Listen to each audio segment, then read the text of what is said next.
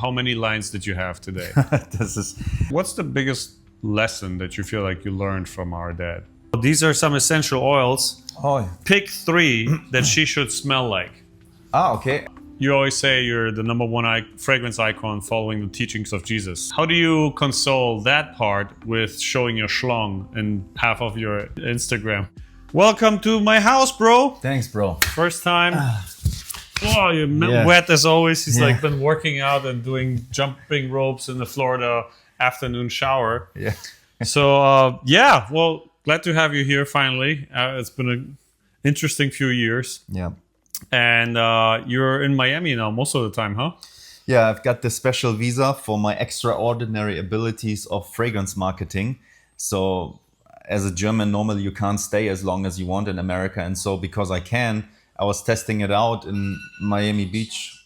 Sorry. Yeah, no worries. My phone. It will go off in a moment. Yeah, keep going, keep talking. And so I tried out einfach auf Stumm drücken. Yeah.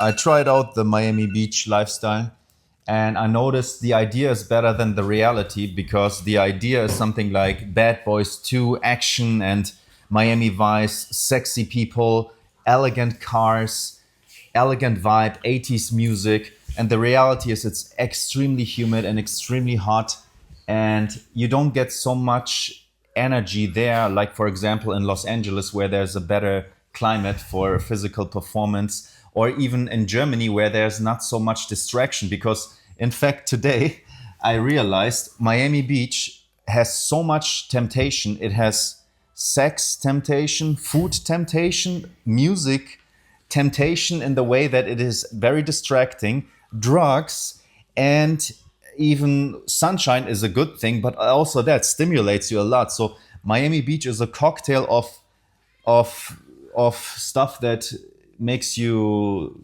not focus so well.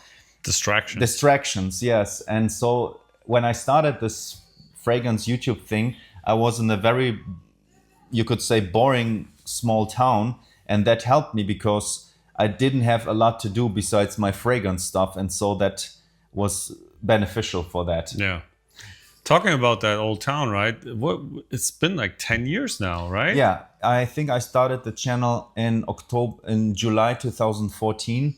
Wow. Then about 2 years later, Mom moved to the area where I was living, and then I committed to doing this very serious, and not just as a hobby, also in the way that I want to take care of Mom financially. In the 4th year, together with you, the fragrance brand started.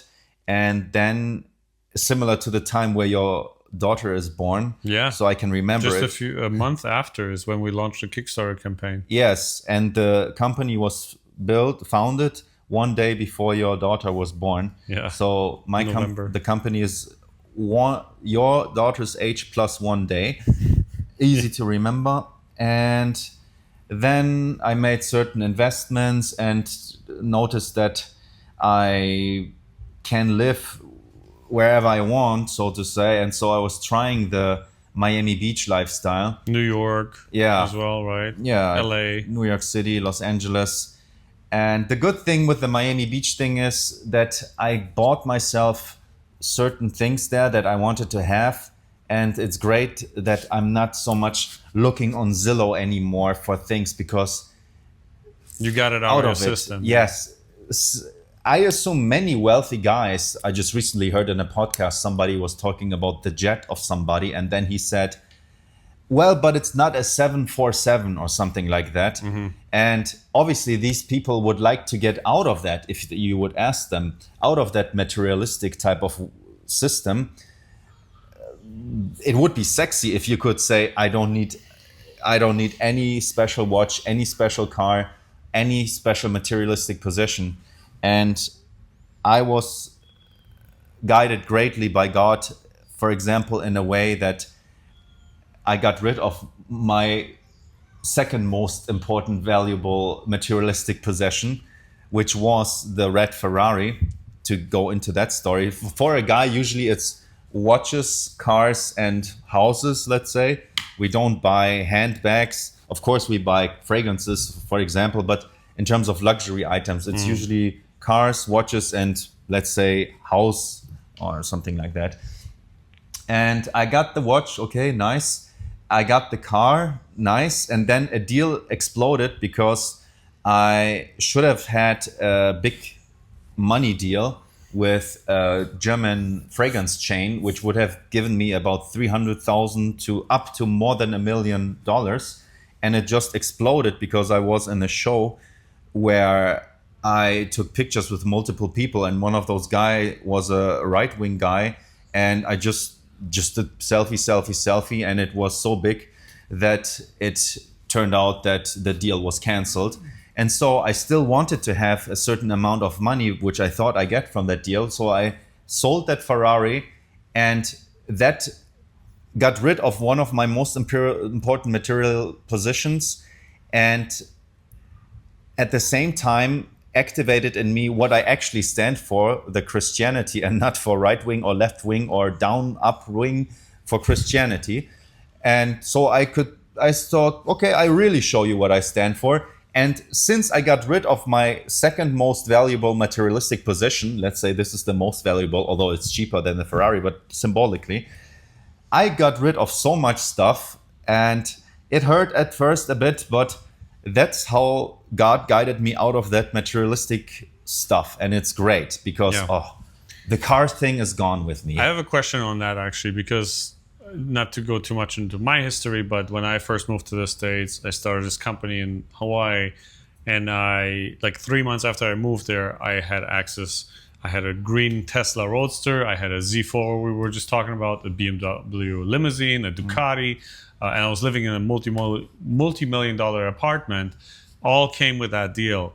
And that also kind of got me out of this wanting for certain things.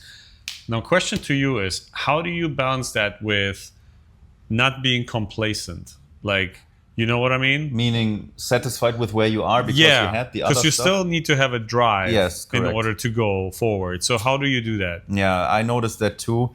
And I don't know if that's a correct framing to say that, but to say that you were motivated by some dark side behaviors when you're motivated by, I want the next Ferrari and the next Ferrari, I wouldn't go that far. But it definitely is a tempting motivation where some people also behave unpleasant to get certain materialistic possessions. But I like growth, and I'm also happy. Okay, yeah, just constant growth is nice for me. For example, when I was trying different foods, let's say dates, and I observed my way on going to the toilet, which dates give me a better Stuhlgang afterwards, if you can translate that, bowel movement. And that was a growth for me. I also found... So just the growth, that's where you get your dopamine from.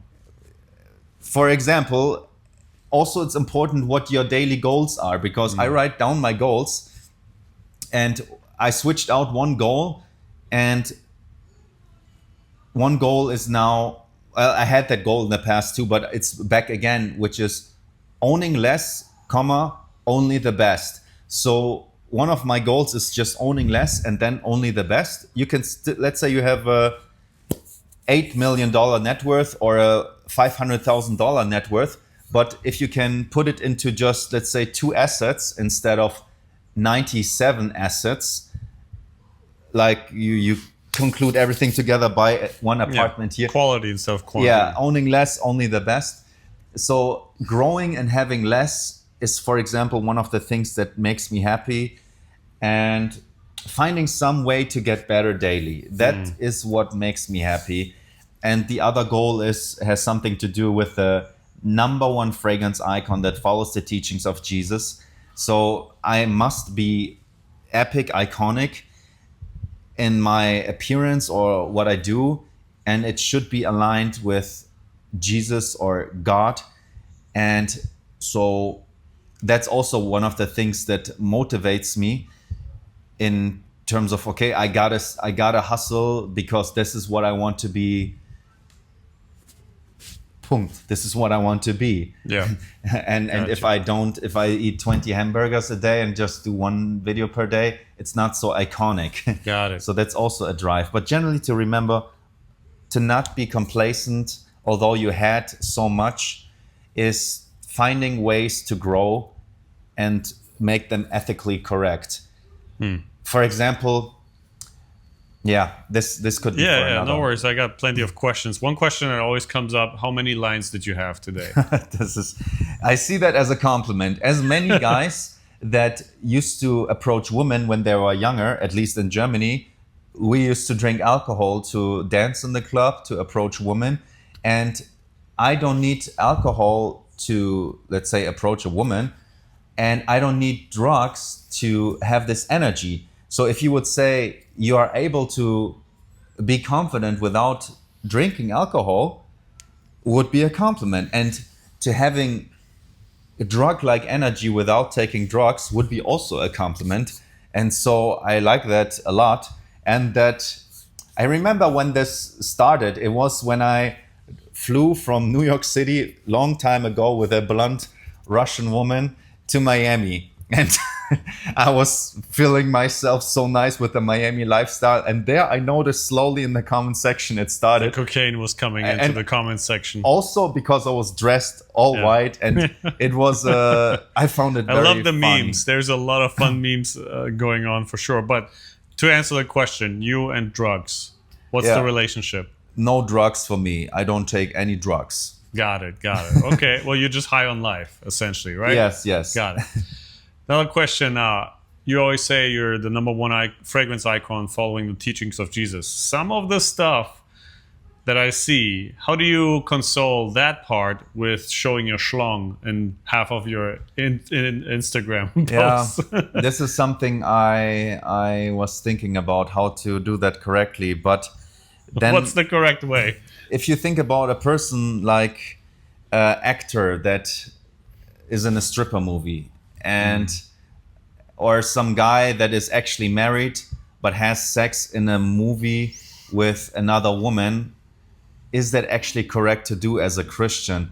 And So you're basically, if I can frame it in a nice way, you're basically using the tools that you have to spread your message, and you need to correct, use them in a certain way to get attention and all that. I use my popularity to spread the messages, what I stand for. And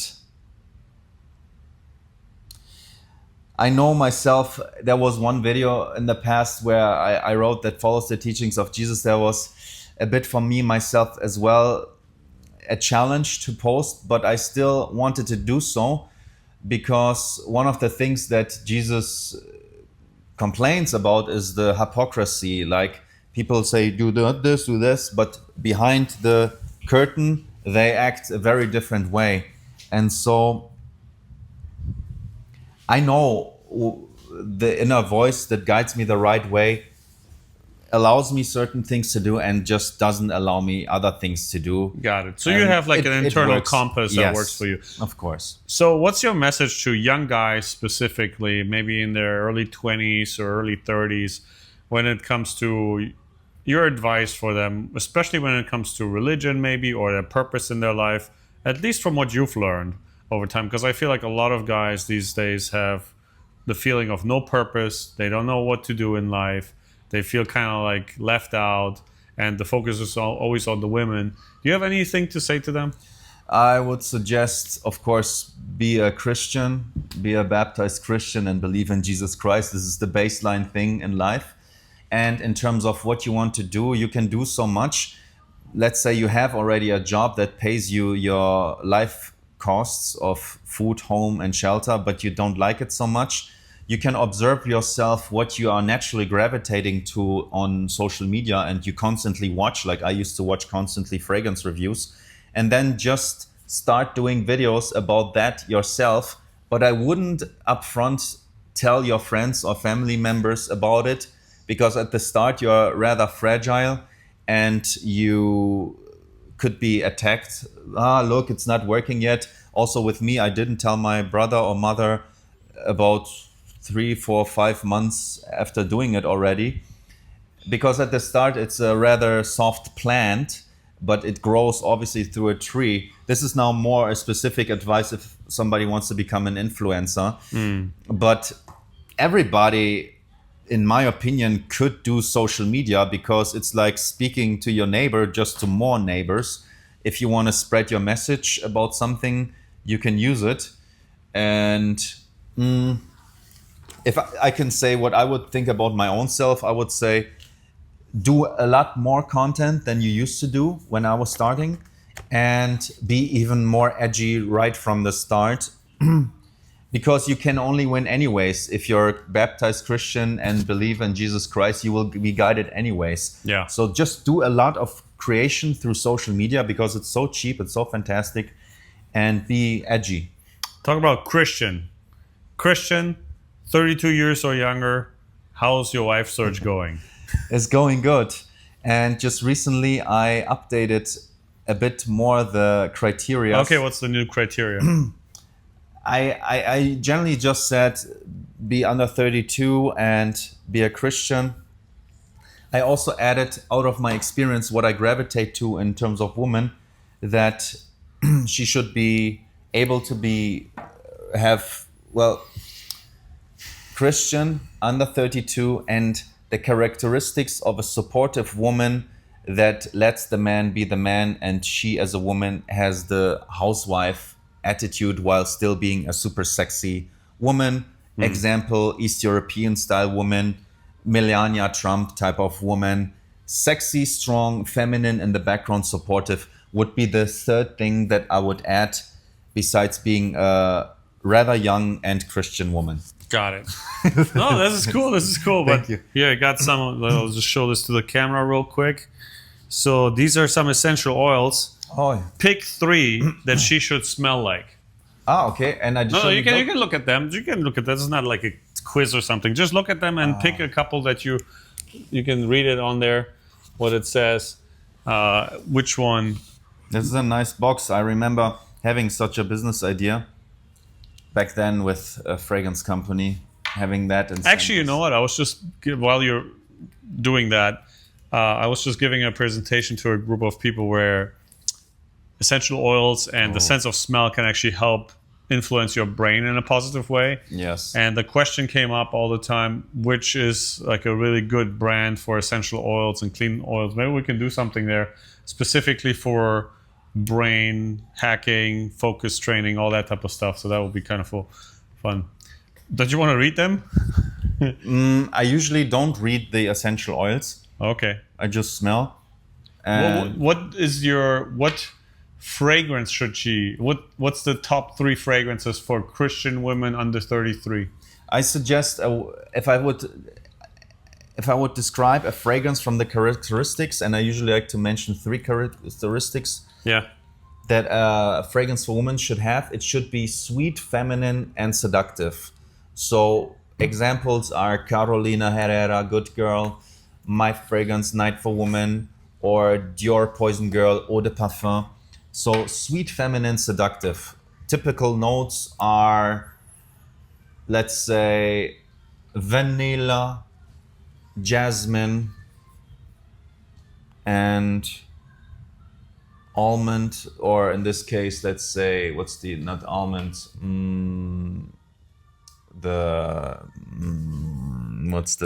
that make it smell like almond? I don't know at the moment. Here we got frankincense, myrrh. I don't know where incense is. I don't have it here, but thought maybe that might be something. Cool. So yeah, those are very aromatic notes, obviously very herbal. And got it. So if they have that, then they have a leg up with you. Ylang ylang. Ylang ylang is very nice note. I know it. Ylang ylang is a fantastic note for women. Jasmine is nice. Yeah, this is nice. Yeah. On my channel, it's funny because so many people are reacting to you now, especially since the wife search and all that. Yeah. That I like to do reactions to the reactions. Yeah. Or when you were interviewed by Vice, I like to give my perspective and actually talk about what I know to be true. How do you feel when a lot of people, when they comment on my video about the Vice video, they felt like they were trying to trap you and try to throw you on the bus? That's just kind of like typical journalism type of stuff that we heard about, even in Germany a long time ago. I remember stuff like that. How did it feel to you? Like, how was it behind the scenes? How did you experience this whole thing? It was a while ago, right? I had 2 Vice interviews, one in Germany with a psychologist. Oh yeah, right. That was a while ago. Interesting. And then here in New York City, and I enjoyed both. I haven't watched both. I generally just don't watch my own stuff, and I also don't read comments because I protect my eyes from certain things. If somebody, let's say, if I would have a child and somebody writes a comment, your child looks like a piece of shit, I better protect my vision from that. And so I also protect my vision from people. Just don't let those thoughts enter your mind. I have so much stuff to do, and I also delete a lot of my posts per day because I don't know which one goes viral. So I just do a lot, next. Yeah. And I know what I do and what I stand for, and how people twist it or do it, it's on their side. I remember when there was this right-wing thing, and I also didn't read the news there. I did a picture with a right-wing guy or multiple people. I didn't know that they were so radical, and it turned out very big in Germany. And so I wrote a message to one of the media people, and they immediately responded. And I said to them that being do not speak false of people or something like that is it's actually a sin to not lie and also do not give false testament about people.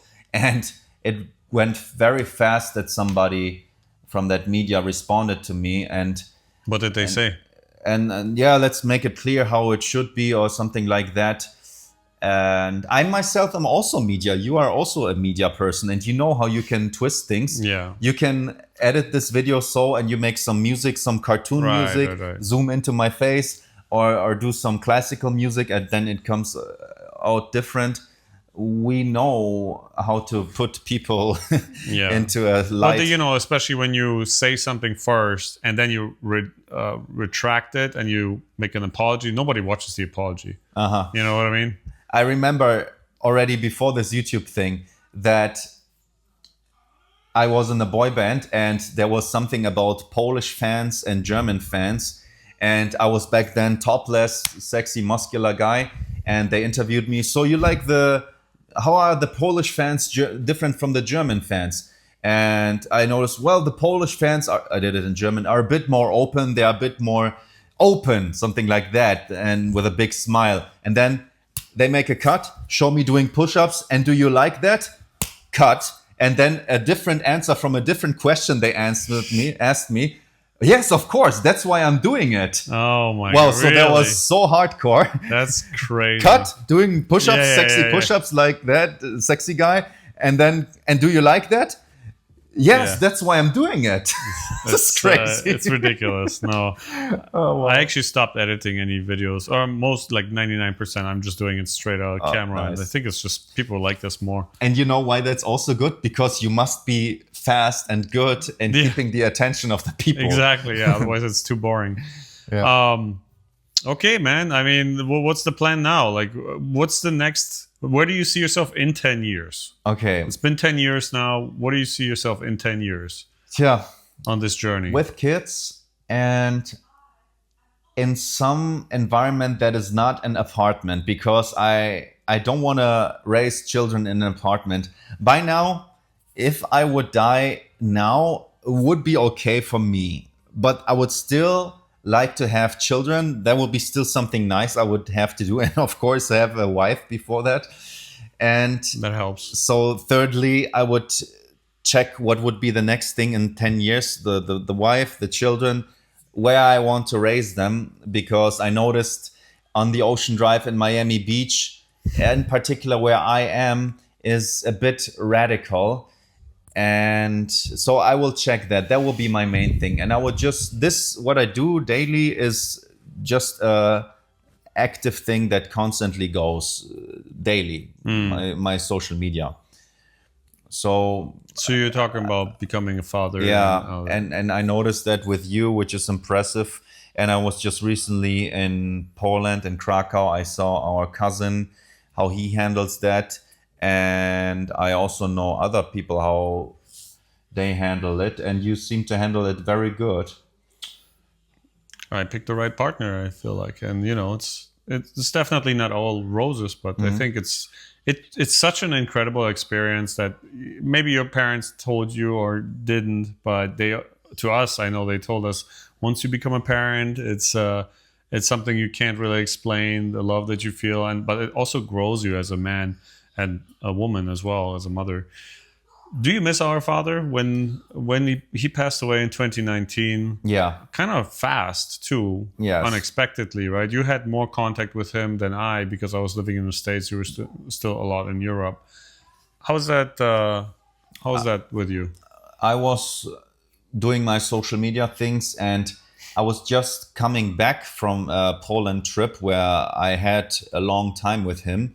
So he was showing me to his different friends and talking about good stuff. And he was really happy. And then at grandma's place, I saw him the last time physically, I think.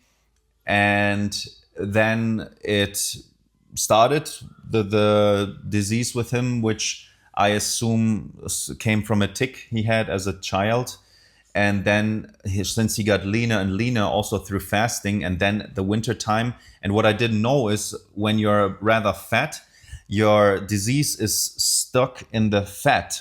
And when you get lean, the disease gets out, and then you must be strong. And so it's also dangerous when you eat fat of sick animals, because not so much in the muscle meat is the danger, but in fat of an animal is the danger when it's sick. And I've never heard of this before. Yeah, and so when you get lean, you must be ready to fight that disease. And he called me at some point. I was at a personal appearance in a fragrance store in, I think, Frankfurt. And that was the first time. And I was very cool and upbeat, positive vibes, good vibes. And then he tried different doctors and also natural doctor type of stuff that massaged his feet or did something like not acupuncture or something like that to help him, and it helped him. Then it got worse again, and then that. And at some point I received a picture where he was very slim, extremely slim. And then I was very, very much contacting our aunt to check him, or a doctor that I knew. What do you think? What should be done? Or I don't know. I did certain stuff, but I didn't fly to him, which I could have done. And then at some point, his new wife called me and then told me that he died. And then I had an appointment just shortly afterwards. I did the appointment, drove back, and I think I did a video message to you and mom. And then I even did a YouTube video and kept my face straight during that YouTube video for my German YouTube channel. And I was very tough because I was exposed to a lot of drama by then anyways, already in my life. And I was very emotionally stable. And at some point when I visited his grave, I think the tear was falling down. And then I learned something nicely in the airport lounge of Krakow, which was when I came back from the grave. It's good to lock your heart and protect it, but don't forget to open your heart every once in a while. And then I was also very emotional when I understood that. And so also I learned to let out my emotions in a continuous daily thing. Let's say Vladimir Putin would like to hide that he expresses his emotional energy. What he could do is he could just play a song or sing a song and sing and actually let out his true emotions, but it would be hidden in a song. And so as when I sing sometimes, I had a way to unlock my emotional vibes. I sang to that woman, and not to that woman here, but to another woman, and she was totally touched. And so I sometimes back in the days did a sprint and scream aloud to let the emotions out. Like Sigmund Freud said, the emotions that you swallow, so to say, are not gone. They're in you, and they come out and at some point just in a more intense way. And also another thing that I'm very respectful of is what Jesus said about the 7 ghosts is when an evil ghost exits a person, the person is cleaned. Let's say you don't want to eat donuts anymore ever again, go! And then the ghost gets a lot of more evil ghosts and enters that person in a much more intense way, and you eat 50 donuts, let's say. So I'm very well aware of that fuck off emotions that are negative. I scream and I shout, no, not swallowing them, so to say. So the death of my dad, it came Our dad. predicted. Our dad, yeah. It came predicted, and I don't know how you feel, but for me, I stepped up my position as a man. And there's a saying, a boy becomes a man when a man is needed, and a woman becomes a woman, a girl becomes a woman when a woman is needed. And so I felt a bit like that Gotcha. when dad died. Yeah. Yeah. No, I was looking back and I was thinking, okay, I was 10 years older than our dad when he had me. And I was like, whoa, that's like, for those of you who don't know, I didn't have the best relationship with my father because there was a lot of like hitting and all that type of stuff going on. And I was just realizing, wow, as an immigrant, as he was, to Germany, trying to make things work with my mom, working all kinds of jobs, and then having kids at 26 or 27, 28. That must be so different than now I'm 39. So yeah, that's definitely, I humanized him more for sure. And towards the end of his life, I was having a much better relationship too. Like he met my wife, he saw Kinga after she was born over video and all that. But looking back, what's the biggest lesson that you feel like you learned from our dad? Something like that emotional overdose he kicks in every once in a while. Like, kurva, let's go, turbo diesel. Yeah, that's a good one, man. That emotional overdose that kicks in every once in a while. Our dad was also a car salesman, export-import. He used to sell German stuff into Poland, for example, also herbs and spices. Really? Poland. I didn't know that. Yeah, from Metro. Not in a major way, but also machines, for example, to Poland, to the Polska Białe Jezioro. It's a party area. And that emotional overdose, I was thinking about something. What can you say that you remember nicely about our dad? And before I ask you that, which you can think already now, I tell you something that I know about my brother, which I enjoy a lot, which is sticking to who he is, which is very impressive because that is not so usual the case. What do you mean by that? That What's an example? Because I'm curious. you are still stubborn, humbly stubborn, experimentative, as I know you from the past. Humble, stubborn, and that, what was the experimental, humble, pleasant, humble, stubborn, experimental. This is how my brother is. Humble. He is very humble guy, and very experimental, and also the other thing, man, the stubborn, yeah. and that stubbornness is pleasant. You could also say the saying, if you don't stand for something, you fall for everything. And I I know from myself also that especially when you become more popular and a lot of people try to pull you left and right, and then staying grounded is a challenge sometimes. Well, in some ways you will ultimately, if you're a Christian and believe in Jesus Christ and you're a baptized Christian, you stay grounded in the core anyways. But there are certain ways like, that money is nice or this is interesting. And so this would be a compliment I would tell to you. If you would Thanks. say, what is a thing that you remember great about your brother? I would say his pleasant stubbornness. And humble. Yeah, his pleasant stubbornness. Okay. Yeah, I would I'll say, take that. yeah. I'll take any compliment I can get. That's fun. All right. Thank you. In terms of our dad, it's funny. I always say, because he used to have a proverb for everything, or like a saying for everything, you know. Mm-hmm. Yeah. But the one thing that I remember is he's just saying, "Remember my words." That's what I remember. Yeah, I just yeah. remember the phrase "remember my Yeah, words," yeah. but no one came after. Wspomnisz moje słowa. Yes, exactly. No, but Yeah. one trait that I remembered that I kind of have taken over is making food for the family. I love yes. making food for the kids, for my wife. Maybe it's something that I learned also in Hawaii when spearfishing and all that, but this is something I really enjoy, and I know he did too. I remember even when he was doing, the toast and I don't know, bread with cucumbers and ham and tomatoes and all that type of stuff, and with a tea. Yeah, And he yeah. would get a headache if he didn't have his coffee that day. Yeah.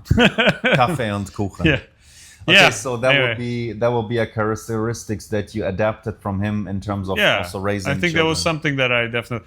And I gotta tell you one thing also. I said earlier that he was very strict, and I in my opinion, a little bit overwhelmed with having kids in that situation. However, I do ask myself often, and I did ask myself that before becoming a dad, what is the right amount of strictness? Because with kids, they need to be guided, in my opinion. And I'm pretty strict by today's standards. Not strict by yesterday's standards, but pretty strict by today's standards. And I think every time somebody comes, even today, if somebody gets to know my kids, they're like, oh my God, they're so well behaved. They're so friendly. They're so attentive. Yes, but it doesn't just happen by itself. You have to be strict. I'm not talking about slapping them left and right all the time, but you just have to have rules and leverage for things that they care about.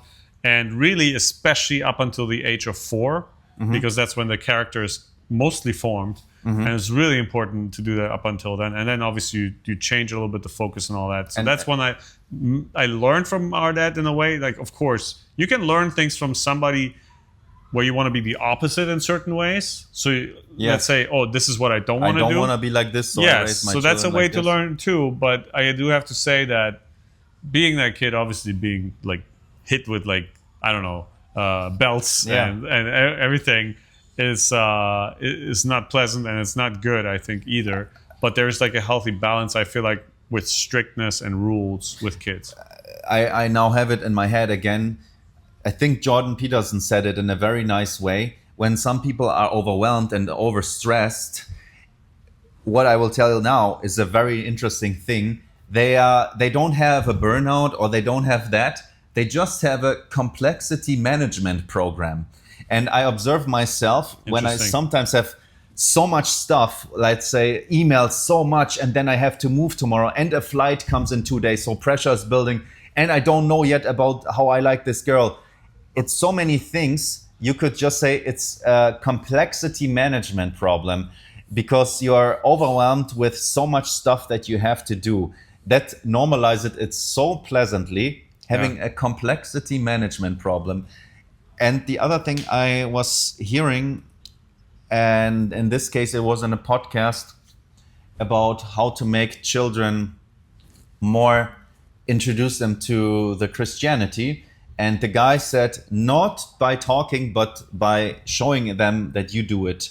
Like he said, when she saw I think about his daughter that the most powerful man she knows goes on the knees for something.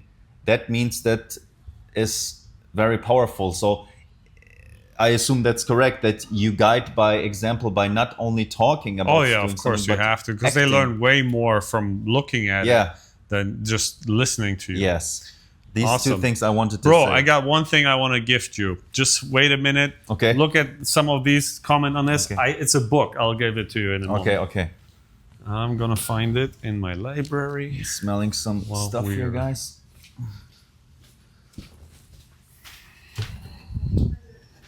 I think it smells Jeremy like patchouli. really needs it. Is it? I guessed it correctly. It's patchouli.